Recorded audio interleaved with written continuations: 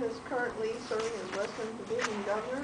She is here to talk about what she considers a fascinating subject and hopefully will catch her enthusiasm. Please welcome Teresa Glenn with her speech on project number 7, the Competent Communicator Manual. The title of her speech is The Life We Save, and the number 7 project is researcher topic, The Life We Save, Teresa Glenn.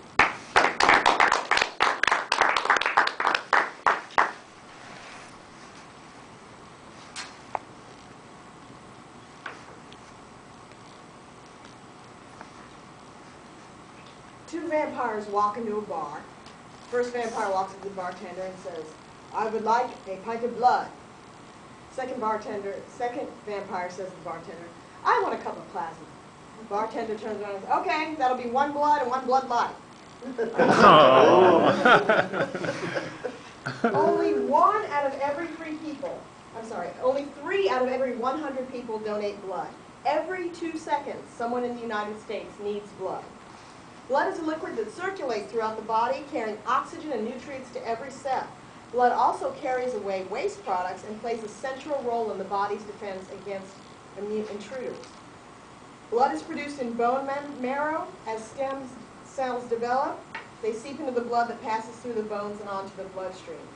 Different cells have different lifespans. Red blood cells last about 120 days in the bloodstream.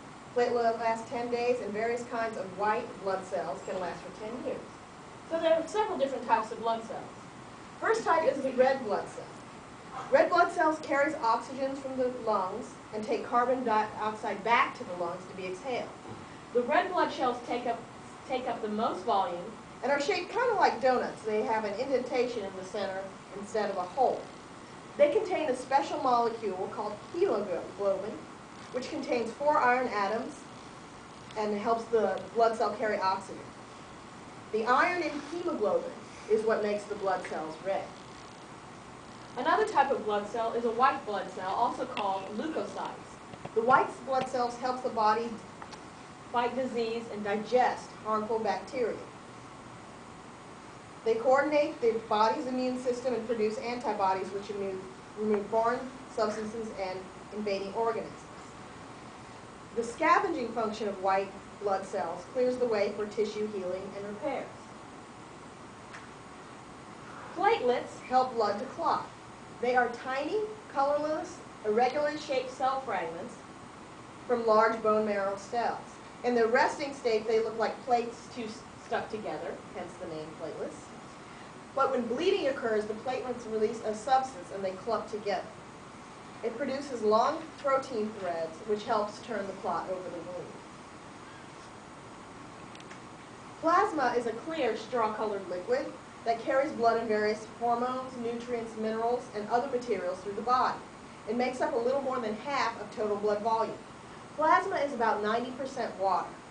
The remaining 10% of plasma is made up of over 200 known substances, including proteins, clotting agents, hormones, vitamins, cholesterol, sugar, glucose, and calcium. About 55% of blood is plasma, and it also helps maintain blood pressure. So those are the types of blood. Bloods are needed every 2 seconds. About 1 in 7 people entering a hospital need blood. Has anyone here donated blood before? Good. Regular donors? Pretty much. You know, I just realized about half an hour ago, I'm talking to a bunch of health care professionals about donating blood. You all probably know more than I do. Well, anyway, in case I have something that you missed, as you all probably know, when you donate a pint of whole blood, the blood is later separated out into different components. Do you all do that here? Oh, really? Yo, you look surprised. You didn't know they did. No, well, I'm an outsider as well. Good. So yeah, okay. Yeah. Good. So, but the most efficient way to donate blood is through a process called apheresis. Apheresis is when the blood is separated out. What they do, I'm an apheresis donor. I'm AB positive and I donate platelets. So what I do is I go into Hawksworth and they hook me directly up to that little machine. They put the needle in my arm and I bleed in the machine. The machine spins out the components while I'm still hooked into it. It puts the platelets up in a little bag, and it sticks everything else into my arm, back into my arm. Has anyone here been an apheresis donor? Oh, good, something that you all don't know about. Apheresis, as I said, I'm AB positive, as most of you know. AB positive red cells are not particularly useful in most hospital environments, as it's kind of one of the rarer blood types. So what they need from me is platelets, and I happen to have a pretty high platelet count, so that works out very well. Anybody type B or type O? Yeah. If you all meet the physical requirements, they would probably want you all to be double red cell donors. Double red cell is pretty much the same thing as platelets. Instead, they stick the needle in your arm, you bleed in the machine spins out and separates out the red cells, and it puts the plasma and platelets back into your arm. I think those are the major type of apheresis. There's platelets, there's platelet plasma, and there's double red.